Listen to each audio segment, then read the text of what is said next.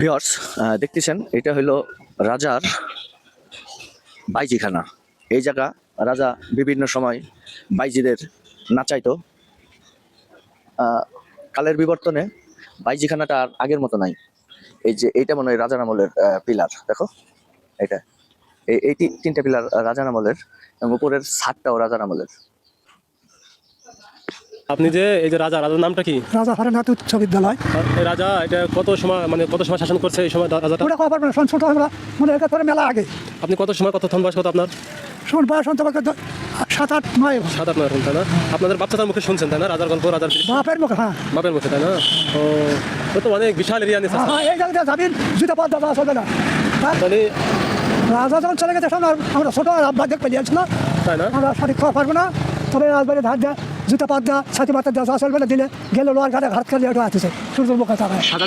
হ্যাঁ এখন কোনো সমস্যা আছে কিনা ভিতরে ঢুকলে? না এখন কোনো সমস্যা নেই, এখন মদ খোর চারি খোর গাঁদা খোর এসে থাকে তাই না? মাকে একলা যদি দেওয়া পারেন মাকে মারা ফেলবে ওগুলা করে বুঝতে পারছি। ঠিক আছে ধন্যবাদ। আমরা এটা দেখি। আপনার নামটা কি? আমার নাম কমরুদ্দিন। কমরুদ্দিন, ঠিক আছে ধন্যবাদ আপনাকে। তো আমরা রাজার স্মৃতি বিজড়িত সেই ব্রিটিশ শাসনামলের রাজার রাজবাড়ি রেখে যাওয়া, যখন অখণ্ড ভারত হয় তখন রাজা চলে যায়, ব্রিটিশ শাসন যখন অস্তিত্ব গ্রহণ নাই হয়ে যায় তখন রাজা তার রাজবাড়ি ছেড়ে চলে যায়। তো রাজার সেই পুরাতন রাজবাড়ির একটা জানালাও নাই, একটা দরজাও নাই, সব আল্লাহর রাস্তায় চলে গেছে, মানে বাঙালি জাতিটাকে খেয়ে ফেলেছে।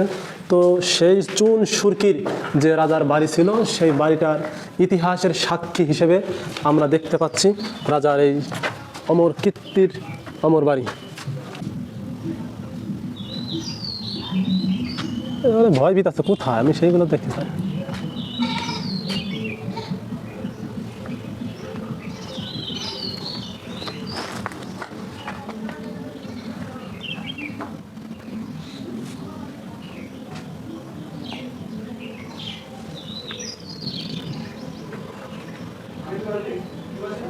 ভিউয়ার্স দেখতে পাচ্ছেন দুবলহাটি প্রায় 200 বছরের পুরাতন এই রাজার রাজ্যে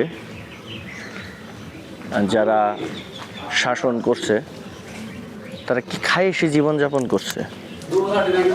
দুবলহাটি রাজা হরেনাথ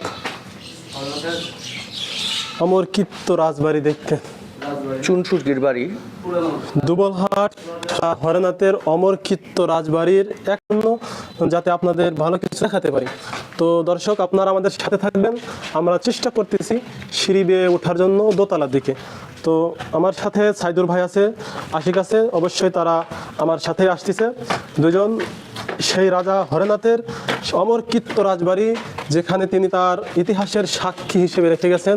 তো আমরা দোতলায় অবস্থান করছি, কিন্তু আসলেই দৃশ্যকর ছিল, রাজবাড়িটা ইতিহাসের সাক্ষী হিসেবে রয়ে গেছে।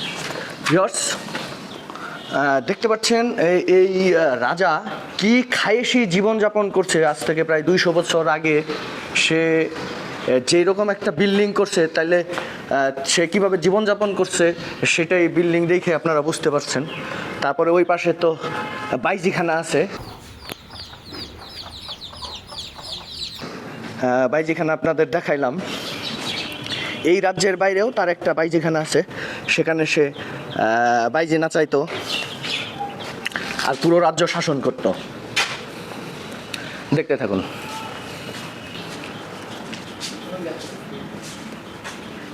ভাই কি এলাকার দেখতে আসছেন?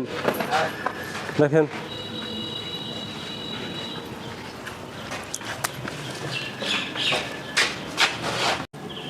বন্ধুরা, আপনারা দেখতে পাচ্ছেন রাজা হরেনাথ সে আসলে কি করতে পারে। দেখেন এই যে ল্যাংটা মূর্তি এনে এনে সাজিয়ে তার প্রসাদখানা তৈরি করতো সে।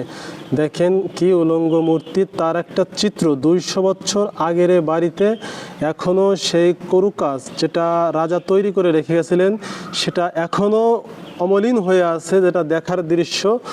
অতএব আমরা দেখতে পাচ্ছি যে রাজা কীরকম ছিলেন, এই দৃশ্য দেখে বোঝা যায়।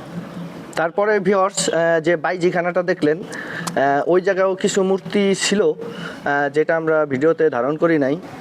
দেখতে পাচ্ছেন ওই যে দুইটা মূর্তি, এটা কি পুরুষ মূর্তি জুবের? এটা এটা রাজার আদলে তৈরি করা, রাজার আদলে ছিল। তৈরি পুরুষ পুরুষ মূর্তি। মূর্তি আমরা দেখতে পাচ্ছি ধারণা করে যে দুইটা পুরুষ ছিল, হ্যাঁ। যেহেতু রাজা হরেনাথ তার নিজস্ব চেহারার আদলে তৈরি করেছিলেন এই পুরুষ মূর্তি দুইটা, এতটুকু আমরা জানতে পেরেছি দর্শক। আর ভিউয়ার্স দেখতে পাচ্ছেন এই গম্বুজটা কিসের? একটা গম্বুজ আমরা দেখতে পাচ্ছি, এই বিষয়টা আমরা সামনে গিয়ে অনুধাবন করব, বিষয়টা আপনারা সাথে থাকবেন আমাদের। আমরা স্থানীয় এক ভাইয়ের কাছ থেকে কিছু এই দুবলহাটি রাজবাড়ির কিছু তথ্য জানার চেষ্টা করব। ভাই আপনার নামটা? জি, আমার নাম অনিক। ভাই ওই যে যে গম্বুজ, এই গম্বুজটা কিসের জন্য আসলে তৈরি হয়েছে? মূলত হচ্ছে এখান থেকে হচ্ছে আশপাশের সিকিউরিটি পারপাসে, এক কথায় এখান থেকে চারপাশে নজর রাখা হইতো। এই নজর রাখার কারণে আর কি এটা বানানো হয়েছিল আর কি। Security post? হ্যাঁ, সিকিউরিটির জন্য আর কি। ও নিরাপত্তার ব্যাপার আছে এখানে। আর ভাই ল্যাংটা মূর্তির ব্যাপারে কিছু বলতে পারেন? না, বলতে পারছি না।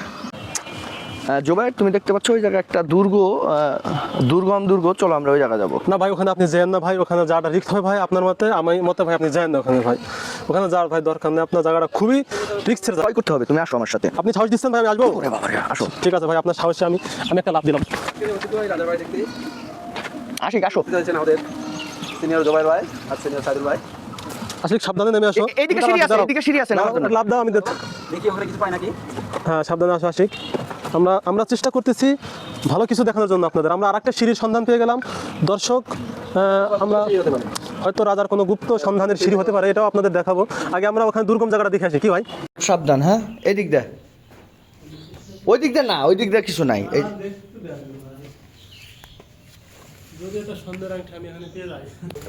আগে দাও, এনটা বাইরান পারো নাকি?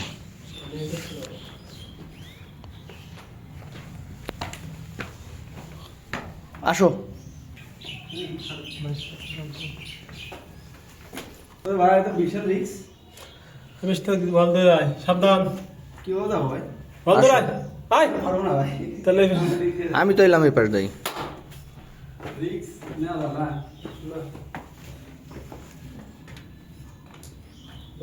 একবার পড়লে সব যাবে। চুরমার হয়ে যাবে একবার।